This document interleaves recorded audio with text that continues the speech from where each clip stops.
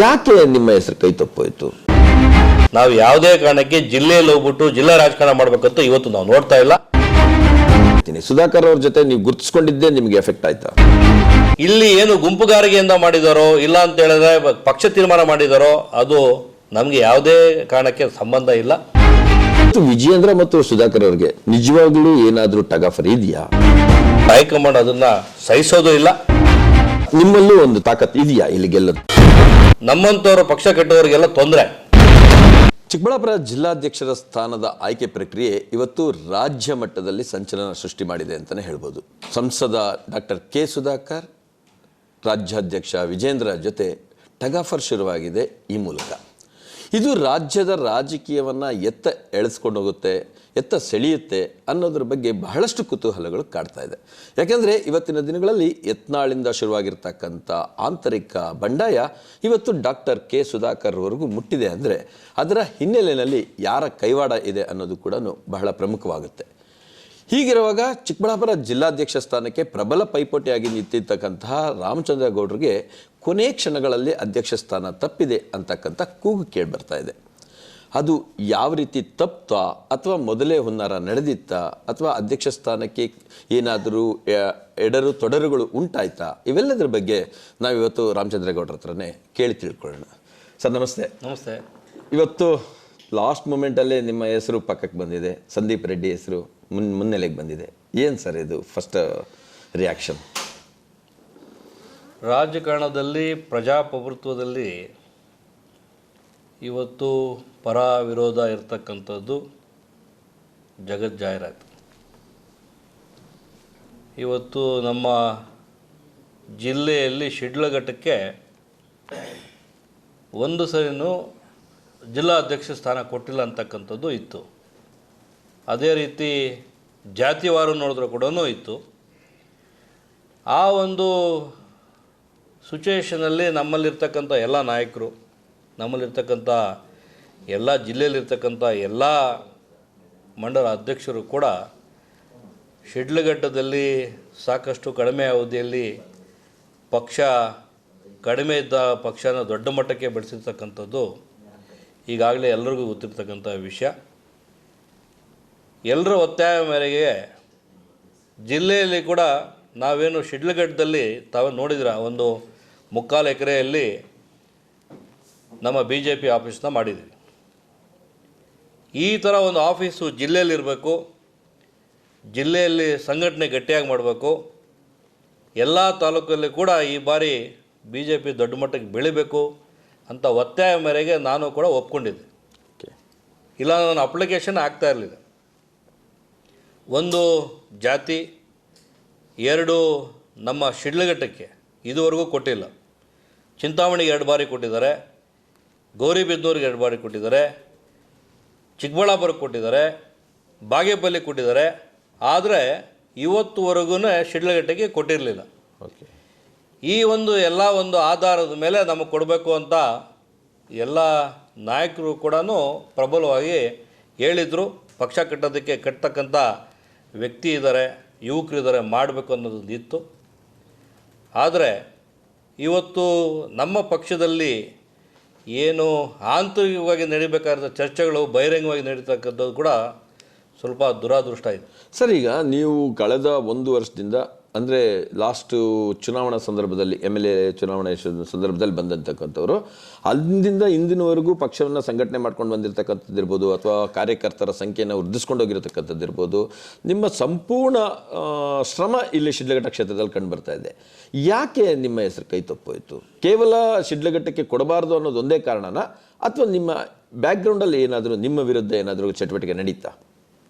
ಪಕ್ಷದಲ್ಲಿ ವ್ಯಕ್ತಿ ಮೇಲೆ ಯಾವತ್ತೂ ನಮ್ಮ ಪಕ್ಷದಲ್ಲಿ ಮಾಡಲ್ಲ. ಇದನ್ನು ನನ್ನನ್ನು ಟಾರ್ಗೆಟ್ ಮಾಡಬೇಕು ಅಂತ ಮಾಡ್ತಕ್ಕಂಥದ್ದು ಅಲ್ವೇ ಅಲ್ಲ. ನಮಗೆ ಕೊಡಲೇಬೇಕು ಅಂತಕ್ಕಂಥದ್ದು ಎಲ್ಲ ನಾಯಕರು ಹೇಳಿರ್ತಕ್ಕಂಥದ್ದು ಕೂಡ ನಾನು ನೋಡಿದ್ದೀನಿ, ಮಾತಾಡಿದ್ದಾರೆ, ಸುಮಾರು ಚರ್ಚೆಗಳಾಗಿದೆ. ನಮ್ಮದು ಮುಂಚೂಣಿಯಲ್ಲೇ ಇದ್ದಿದ್ದೆ.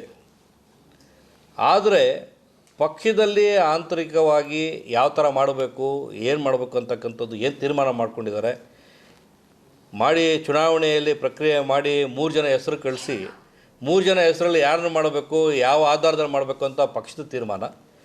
ಪಕ್ಷದ ತೀರ್ಮಾನ ತಗೊಂಡು ಮಾಡಿದ್ದಾರೆ. ನಾನು ಎಂ ಪಿ ಅವ್ರನ್ನೂ ಮಾತಾಡಿದ್ದೀನಿ, ಅವರು ಜೊತೆಗೆ ಮಾತಾಡಿದ್ದೀನಿ. ಅದೇ ರೀತಿ ನೆನ್ನೆ ರಾಜ್ಯಾಧ್ಯಕ್ಷರನ್ನು ಹೋಗಿ ಮಾತಾಡಿದ್ದೀನಿ. ಅವ್ರ ಗಮನಕ್ಕಿಲ್ಲ ಅಂತ ಏನಿಲ್ಲ. ನಾವು ಯಾವ ಮಟ್ಟಕ್ಕೆ ಶಿಡ್ಲಘಟ್ಟದಲ್ಲಿ ನಮ್ಮ ಜಿಲ್ಲೆಯಲ್ಲಿ ನಾವು ಪಕ್ಷ ಕಟ್ಟಿದ್ದೀವಿ ಅಂತ ಅವ್ರಿಗೂ ಗೊತ್ತಿದೆ. ಸಾಕಷ್ಟು ಮಾಹಿತಿ ತೊಗೊಂಡಿದ್ದಾರೆ. ಅವರು ನಾವು ಪ್ರಬಲವಾಗಿ ಕಟ್ಟಿರ್ತಕ್ಕಂಥದ್ದು ನೋಡಿ ಅವರು ಹೇಳ್ತಾ ಇದ್ದಾರೆ, ನಿಮ್ಮಂಥ ಪ್ರಬಲ ಕಟ್ಟಿರ್ತಕ್ಕಂಥವ್ರು ಇದ್ದರೆ ಕೂಡ ಪಕ್ಷ ಕಟ್ಟಕ್ಕಾಗೋದು. ನಾವು ಸರ್, ಇಡೀ ಜಿಲ್ಲೆನಲ್ಲಿ ನಾವು ನೋಡಲಿಕ್ಕೆ ಹೋದಂಥ ಸಂದರ್ಭದಲ್ಲಿ ಸಂದೀಪ್ ರೆಡ್ಡಿಗಿಂತ ಸೀನಿಯಾರಿಟಿ ನಿಮ್ಮಲ್ಲಿದೆ. ಯಾಕೆಂದರೆ ಸಂದೀಪ್ ರೆಡ್ಡಿ ಬರೋದಕ್ಕೆ ಮುಂಚೆನೇ ನೀವು ಪಕ್ಷ ಕಟ್ಟೋದಕ್ಕೆ ಇಲ್ಲಿ ಶುರು ಮಾಡಿದ್ರಿ, ಇಡೀ ಜಿಲ್ಲೆಯಾದ್ಯಂತ ಓಡಾಡಿದ್ರಿ ಕೂಡ ಲಾಸ್ಟ್ MP ಎಲೆಕ್ಷನ್ನಲ್ಲಿ. ಆದರೆ ನೀವು ಆಯ್ಕೆ ಮಾಡಿಕೊಂಡಂಥ ಲೀಡ್ರ್ ಏನಾದರೂ ಎಫೆಕ್ಟ್ ಆಯಿತಾ? ಅಂದರೆ ಡಾಕ್ಟರ್ ಕೆ ಸುಧಾಕರ್, ನೇರವಾಗಿ ಕೇಳ್ತೀನಿ, ಸುಧಾಕರ್ ಅವ್ರ ಜೊತೆ ನೀವು ಗುರುತಿಸ್ಕೊಂಡಿದ್ದೇ ನಿಮಗೆ ಎಫೆಕ್ಟ್ ಆಯಿತಾ? ಇವತ್ತು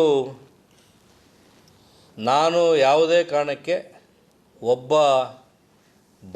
ಬಣ ರಾಜಕೀಯಕ್ಕೆ ಬಣದಲ್ಲಿ ಮಾಡ್ತಕ್ಕಂಥ ಉದ್ದೇಶ ಇಟ್ಕೊಂಡು ನಾನು ರಾಜಕಾರಣ ಮಾಡ್ತಾಯಿಲ್ಲ.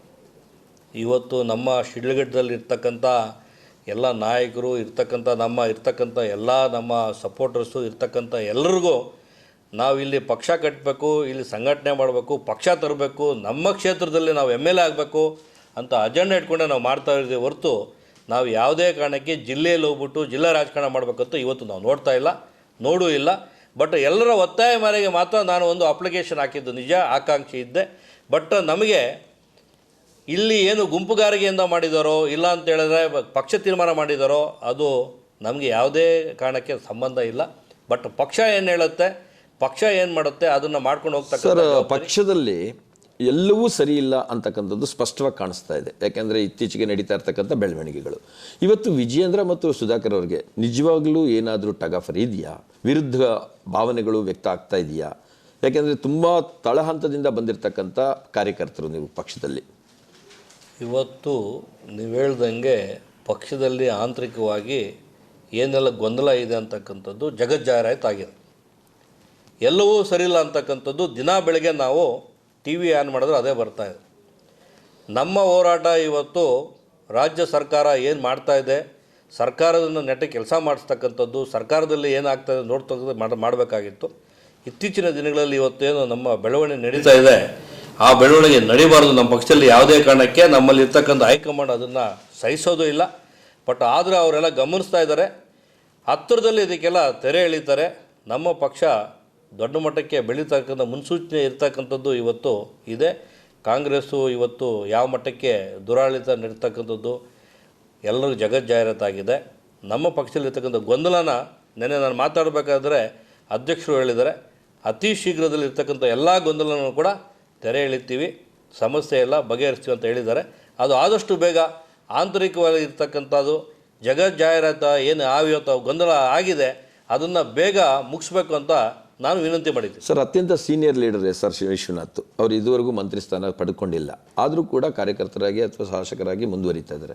ಇವತ್ತು ಏಕಾಏಕಿ ಇಷ್ಟು ವರ್ಷಗಳಿಂದ ಇಲ್ಲದೆ ಇರ್ತಕ್ಕಂಥದ್ದು ಏಕಾಏಕಿ ಇವತ್ತು ರೆಬಲ್ ಆಗಿದ್ದಾರೆ, ಸುಧಾಕರ್ ವಿರುದ್ಧ ಹರಿಹಾಯ್ದಿದ್ದಾರೆ. ಇದು ನಿಮ್ಮ ರಾಜಕೀಯ ವರ್ಚಸ್ಸು ಅಂದರೆ ಈ ಭಾಗದಲ್ಲಿ ಬೆಂಗಳೂರು ಗ್ರಾಮಾಂತರ, ಚಿಕ್ಕಬಳ್ಳಾಪುರ, ಕೋಲಾರ ಈ ಭಾಗದಲ್ಲಿ ಏನು ಎಫೆಕ್ಟ್ ತರುತ್ತೆ? ಇವತ್ತು ತಮಗೆ ಎಲ್ಲರಿಗೂ ಗೊತ್ತಿರ್ತಕ್ಕಂಥ ವಿಷಯ, MP ಎಲೆಕ್ಷನಲ್ಲಿ ಟಿಕೆಟ್ ಗೊಂದಲದಲ್ಲಿ ಅವರಿಬ್ಬರಿಗೂ ಏನಿತ್ತು ಅದು ಬೂದಿ ಮುಚ್ಚಿದ ಕೆಂಡ ಥರ ಇದ್ದಂಗಿದೆ. ಇದೆಲ್ಲ ನೋಡ್ತಾ ಇದ್ದರೆ ಅವರು ಮಾತಾಡಿದ್ದು ಕೂಡ ಹಂಗೆ ಅನಿಸುತ್ತೆ. ಆದರೆ ಇವತ್ತು ಏನು ಚಿಕ್ಕಬಳ್ಳಾಪುರದಲ್ಲಿ ಅದು ಎಸ್ಪೆಷಲಿ ನಮ್ಮ ಶಿಡ್ಲಘಟ್ಟದಲ್ಲಿ BJPನೇ ಇಲ್ಲ, ಅಲ್ಲಿ ಪಕ್ಷ ಕಟ್ಟಬೇಕು ಅಂತ ಏನು ಇವತ್ತು ನಾವು ಶ್ರಮ ಆಗ್ತಾಯಿದ್ದೀವಿ, ಇದೆಲ್ಲ ಮಾಡೋದ್ರಿಂದ ನಮ್ಮಂಥವ್ರು ಪಕ್ಷ ಕಟ್ಟೋರಿಗೆಲ್ಲ ತೊಂದರೆ. ಪಕ್ಷ ದೊಡ್ಡ ಮಟ್ಟಿಗೆ ಬೆಳೆಸೋದು ಬಿಟ್ಟು ಆಂತರಿಕ ಈ ಥರ ಮಾಡ್ಕೊಳ್ಳೋದು ಬಂದು ನಮ್ಮಂಥವ್ರಿಗೆ ತೊಂದರೆ ಆಗುತ್ತೆ. ಅವರು ಆದಷ್ಟು ಬೇಗ ಇದನ್ನೆಲ್ಲ ಸ್ಟಾಪ್ ಮಾಡಬೇಕು, ಪಕ್ಷ ಕಟ್ಟೋದಕ್ಕೆ ಬೆಂಬಲ ಕೊಡಬೇಕು ಅಂತ ತಮ್ಮ ಮುಖಾಂತರ ಅವ್ರಿಗೆಲ್ಲ ಹೇಳ್ತಾರೆ. ಸರ್, ವಿಜೇಂದ್ರಗೆ ನೇರವಾಗಿ ತೊಡೆ ತಟ್ಟಿ ಹೇಳಿದ್ದಾರೆ ಸುಧಾಕರ್, ಈ ಕ್ಷೇತ್ರದಲ್ಲಿ ಬೆಂಗಳೂರು ಗ್ರಾಮಾಂತರ, ಕೋಲಾರ, ಚಿಕ್ಕಬಳ್ಳಾಪುರದಲ್ಲಿ ಒಂದೇ ಒಂದು ಶಾಸಕ ಸ್ಥಾನ ಗೆಲ್ಲಿಸ್ಕೊಳ್ಳಿ ಅಂತ. ಹಾಗಾದರೆ ನೀವೆಲ್ಲ ಏನು ಹಾಗಾದರೆ ಸುಧಾಕರ್ ಗೆಲ್ಲಿಸ್ಕೊಟ್ರೆ ಮಾತ್ರ ಗೆಲ್ಲುವಂಥವ್ರ ಅಥವಾ ನಿಮ್ಮಲ್ಲೂ ಒಂದು ತಾಕತ್ ಇದೆಯಾ ಇಲ್ಲಿ ಗೆಲ್ಲುತ್ತ? ಇವತ್ತು ತಾವೆಲ್ಲ ನೋಡಿದ್ದೀರ, ನಾವು ಶಿಡ್ಲಘಟ್ಟ ವಿಧಾನಸಭಾ ಕ್ಷೇತ್ರದಲ್ಲಿ ಕ್ಯಾಂಡಿಡೇಟ್ ಆಗಬೇಕಿಂತ ಮುಂಚೆ 30 ದಿವಸ ಮುಂಚೆ ಶಿಡ್ಲಘಟ್ಟ ಕ್ಷೇತ್ರದಲ್ಲಿ ಏನೆಲ್ಲ ಬದಲಾವಣೆ ನಾವು ತಂದ್ವಿ, ಪಕ್ಷ ಯಾವ ಮಟ್ಟಕ್ಕೆ ಸಂಘಟನೆ ಮಾಡಿದ್ವಿ, ಯಾವ ಮಟ್ಟಕ್ಕೆ ಜನರಿಗೆ ನಂಬಿಕೆ ತಂದ್ವಿ ಅಂತಕ್ಕಂಥದ್ದು ಜನ ಎಲ್ಲ ನೋಡಿದ್ದಾರೆ. ಇವತ್ತು ನಮ್ಮ ಭಾಗದಲ್ಲಿ ಚಿಕ್ಕಬಳ್ಳಾಪುರದಲ್ಲಿ ಏನು ಬಿ ಜೆ ಪಿ ದೊಡ್ಡ ಮಟ್ಟಕ್ಕೆ ಇವತ್ತು ಬೆಳೀತಾ ಇರತಕ್ಕಂಥದ್ದನ್ನು ಎಲ್ಲರಿಗೂ ಒಂದು ಕೈಗೆ ಇನ್ನೊಂದು ಕೈ ಜೋಡಿಸಿದ್ರೇ ದೊಡ್ಡ ಮಟ್ಟಕ್ಕೆ ಬೆಂಬಲ ಆಗೋದು ಗೆಲ್ಲಕ್ಕಾಗೋದು ಕೂಡ. ಯಾವುದೇ ಮಟ್ಟಕ್ಕೆ ಸವಾಲು ಹಾಕ್ಕೊಂಡು ಇವ್ರನ್ನಿಂದ ಅವ್ರನ್ನ ತುಳಿಬೇಕು, ಅವರಿಂದ ಇವ್ರು ತುಳಿಬೇಕು ಅಂತ ಹೇಳಿದ್ರೆ ಕೊನೆಗೆ ಆ ತುಳಿತಕ್ಕೆ ಡ್ಯಾಮೇಜ್ ಆಗೋದು ನಮ್ಮಂಥ ಯುವಕರಿಗೆ ಹೊಸದಾಗಿ ಪಕ್ಷ ಕಟ್ಟೋರು. ತುಂಬ ಹತ್ತಿರದಿಂದ ನೋಡಿರೋ ಪ್ರಕಾರ ಸುಧಾಕರ್ ಪಕ್ಷದಲ್ಲಿ ಉಳ್ಕೊತಾರೆ ಅಂತ ಅನ್ಕೊಂತೀರಾ ಸರ್ ನೀವು? ಇವತ್ತು ಮೋದಿಜಿಯವರ ಏನು ಇವತ್ತು ಪಕ್ಷದಲ್ಲಿ ಅವರು ಒಂದು MP ಆಗಿದ್ದಾರೆ, ಯಾವುದೇ ಕಾರಣಕ್ಕೆ ಆ ಥರ ನಿರ್ಧಾರ ಮಾಡಲ್ಲ ಅಂತ ಒಂದು ನನಗೆ ಇವತ್ತು ಇರ್ತಕ್ಕಂಥ. ಯಾಕಂತ ಹೇಳಿದ್ರೆ ಅವರು ಸ್ವಾಭಾವಿಕವಾಗಿ ಅವ್ರಿಗಿರ್ತಕ್ಕಂಥ ಏನೇ ನೋವಿದ್ರೂ ಇವತ್ತು ಏನೇ ಆಗಿದ್ರೂ ಕೂಡ ನಮ್ಮ ಪಕ್ಷದಲ್ಲಿ ಇರ್ತಕ್ಕಂಥ ಮೇಲೆ ಇವತ್ತು ತಮಗೊಂದು ಎಕ್ಸಾಂಪಲ್ ಹೇಳಬೇಕು. ಇದು ಎಲ್ಲ ಕಡೆ ಇದ್ದಿದ್ದೆ. ಈಗ ಕಾಡಲ್ಲಿ ಎಲ್ಲ ಕಚ್ಚಾಡ್ತಾ ಇರುತ್ತೆ, ಕಾಡಿನ ರಾಜ ಬಂದಿದ ತಕ್ಷಣ ಎಲ್ಲ ತಣ್ಣಗಾಗ್ತದೆ, ಕಿತ್ತಾಡೋದು ನಿಲ್ಲಿಸುತ್ತೆ, ಅವು ಪಾಡಿಗೆ ಹೋಗ್ತದೆ. ಹಂಗಾಗಿ ನಮ್ಮ ಪಕ್ಷದಲ್ಲಿ ಕೂಡ ಅಂದರೆ ನರೇಂದ್ರ ಮೋದಿ ಸಿಂಹ, ನಮ್ಮ ಪಕ್ಷದಲ್ಲಿ ಕೂಡ ಪಕ್ಷದ ಒಂದು ದೇಶದಲ್ಲಿ ಪ್ರಪಂಚದಲ್ಲಿ ದೊಡ್ಡ ಮಟ್ಟಕ್ಕೆ ಪಕ್ಷ ಕಟ್ಟಿರ್ತಕ್ಕಂಥ ಏನು ನಾಯಕರಿದ್ದಾರೆ, ಪ್ರಬಲವಾಗಿದ್ದಾರೆ, ಅವರು ಮುಂದೆ ಹೋದಾಗ ಅವ್ರ ಮುಂದೆ ಎಲ್ಲ ಇತ್ಯರ್ಥ ಆಗತಕ್ಕಂಥದ್ದು ನಮ್ಮ ನಂಬಿಕೆ ಇದೆ, ಎಲ್ಲ ಇತ್ಯರ್ಥ ಆಗುತ್ತೆ. ಹಾಗಾದರೆ ನರೇಂದ್ರ ಮೋದಿ ಸಿಂಹ. ಈ ಪ್ರಾಣಿಗಳೆಲ್ಲ ಯಾವುದು ಕೇಳ್ತೀರಿ ಸರ್? ನಾನು ಎಕ್ಸಾಂಪಲ್ ಹೇಳ್ತೇನೆ. ಓಕೆ ಸರ್, ಎಲ್ಲ ಆಯಿತು. ಈಗ ಇಷ್ಟೆಲ್ಲ ಹೋರಾಟ ಆದರೂ ಕೂಡ ಸುಧಾಕರ್ ಅವ್ರಿಗೂ ಕೂಡ ಮರಳುಕುಂಟೆ ಕೃಷ್ಣಮೂರ್ತಿಯವರನ್ನು ಅಧ್ಯಕ್ಷನ ಮಾಡಬೇಕು ಅಂತಕ್ಕಂಥ ಆಸಕ್ತಿ ಇತ್ತು.